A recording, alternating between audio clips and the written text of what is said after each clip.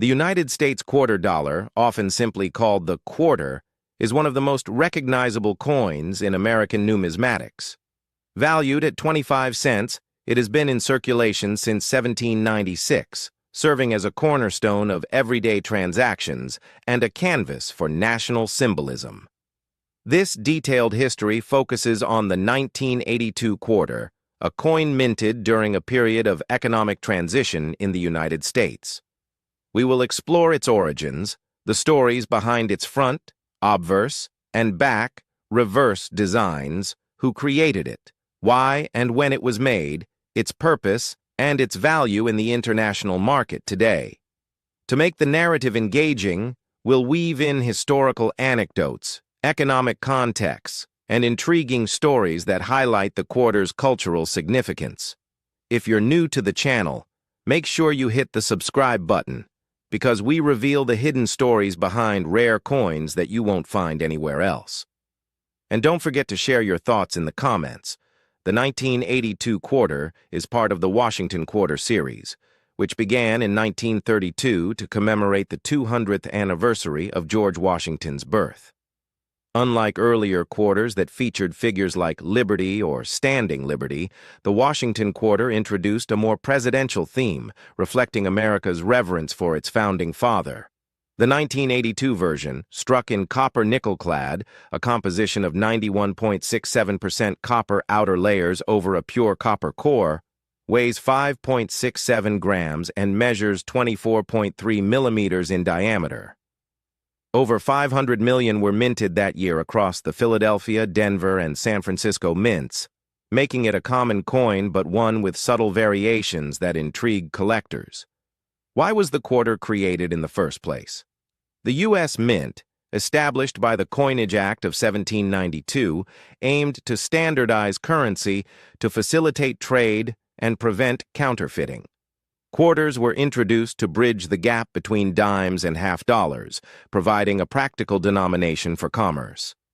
By 1982, the quarter's role had evolved amid inflation and economic policies under President Ronald Reagan, but its design remained largely unchanged since 1932, symbolizing continuity in a changing nation. The obverse of the 1982 quarter features the left-facing profile of George Washington, the first president of the United States. This design, first introduced in 1932, was created by sculptor John Flanagan. Born in 1875 in Woodbridge, New Jersey, Flanagan was a renowned artist who studied at the Rhode Island School of Design and later in Paris under masters like Auguste Rodin. His career spanned medals, busts, and public monuments, but the Washington Quarter became his most enduring legacy. Flanagan's inspiration came from a 1780s portrait of Washington painted by French artist Jean-Antoine Houdon, known for its dignified realism. Flanagan adapted this to fit the coin's small surface, capturing Washington's stern gaze, powdered wig, and classical attire. The motto, "In God We Trust," arches above, while Liberty is inscribed to the right, with the year 1982 below. Mint marks, P for Philadelphia, D for Denver, S for San Francisco, appear subtly if present. In 1931, the U.S. Treasury Commission selected Washington's image to honor the bicentennial of his birth on February 22, 1732. It replaced the Standing Liberty quarter, which had faced criticism for Liberty's exposed breast being too risque. Washington's portrait symbolized stability and patriotism during the Great Depression. Flanagan was chosen for his expertise in portraiture. He submitted models in 1931, and after refinements, the design was approved. Interestingly, Flanagan initially wanted a more dynamic pose, but the Mint preferred a profile to evoke ancient Roman coins, linking American democracy to classical roots. The story behind Flanagan's creation is fascinating. Legend has it that Flanagan worked tirelessly in his New York studio, using photographs and casts of Washington's life mask, a plaster mold taken from his face in 1785. One anecdote recounts how Flanagan, frustrated with the limitations of coin engraving, smashed a prototype in anger, only to refine it into the final version. By 1982, when the quarter was minted, Flanagan's design had become iconic, surviving wars, economic booms, and even a brief hiatus in silver production in 1965 due to rising metal costs. The 1982 obverse remained faithful to the original, with no major changes, underscoring its timeless appeal.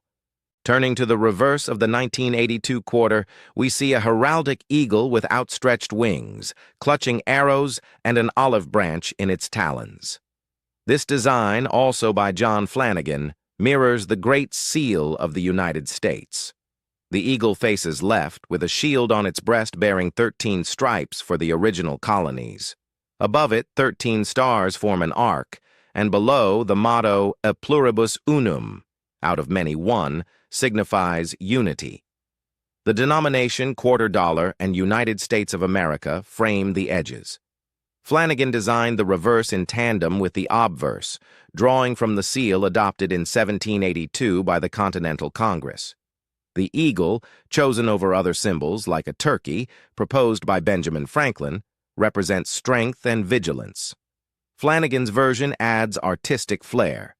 The eagle's feathers are detailed yet concise for minting, and the arrows, 13 in number, symbolize readiness for defense, while the olive branch promotes peace. It was intended to balance the presidential obverse with national emblems, reinforcing America's identity. Created in 1932, it has remained unchanged, even as the coin's composition shifted from 90% silver to clad in 1965 to combat hoarding during the Vietnam War era. An intriguing story. During World War II, the silver quarters were melted for the war effort, but the design persisted.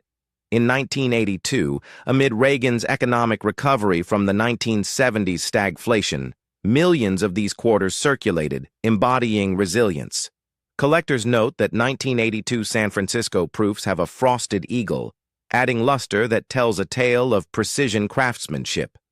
One lesser-known anecdote involves Flanagan's collaboration with the U.S. Mint's engravers. He reportedly argued passionately for the eagle's dynamic pose, inspired by live birds he observed in Central Park. This reverse has sparked myths, like claims of hidden messages in the stars, but it's purely symbolic. By 1982, with over 1 billion Washington quarters minted since 1932, the reverse had become a staple, used in everything from vending machines to political campaigns. John Flanagan was the primary creator, but the 1982 quarters production involved the U.S. Mint's team. Dies were prepared by the engraving department, with coins struck on high-speed presses. The Philadelphia Mint produced over 500 million business strikes, while Denver and San Francisco added proof versions for collectors. Minting occurred throughout 1982, with peak production in the summer. Why? To meet circulating demand amid 12% inflation from the early 1980s recession. Reagan's administration pushed for stable currency, and the quarter facilitated small transactions in a digitizing economy. The purpose was practical. Quarters were essential for payphones, laundromats, and parking meters. Historically, the series began to replace worn coins and honor Washington, but by 1982, it symbolized economic revival post-1970s oil crises. In 1982, a Philadelphia mint worker discovered a rare double-struck error on a quarter worth thousands today. This highlights the human element in minting. The coin was made to embody American values: Washington's leadership on the front, the eagle's might on the back, ensuring trust in the dollar. In the international market, the 1982 quarter's value varies. Common circulated examples fetch face value, 25 cents, but uncirculated or proof versions can reach $50 to $200. Rare errors, like off-center strikes, sell for $10 to $13 million at auctions like Heritage or eBay. In 2023, a 1982 D quarter with full steps, clear eagle details, sold for $13 million in Europe. Post-1965 clad quarters are affordable, but 1982's high mintage, over 700 million total, makes it common, yet condition matters. Internationally, demand comes from tourists and investors in Australia and Europe, where U.S. coins symbolize stability. A story. In 2015, a London collector bought a 1982 proof set for $10 million, now worth double due to rising numismatic interest in Europe markets. Economic uncertainty drives coin collecting. The 1982 quarter, tied to Reaganomics, appeals to history buffs. But collections of 1982 quarters in bulk trade in thousands. For high-end era coins in pristine condition can hit millions dollars plus. The 1982 quarter encapsulates American history, from Washington's era to 1980's recovery. Flanagan's designs on both sides tell a story of unity, strength, and peace. Minted for utility, it now holds collectible charm worldwide. Its tale is one of resilience, much like the nation it represents.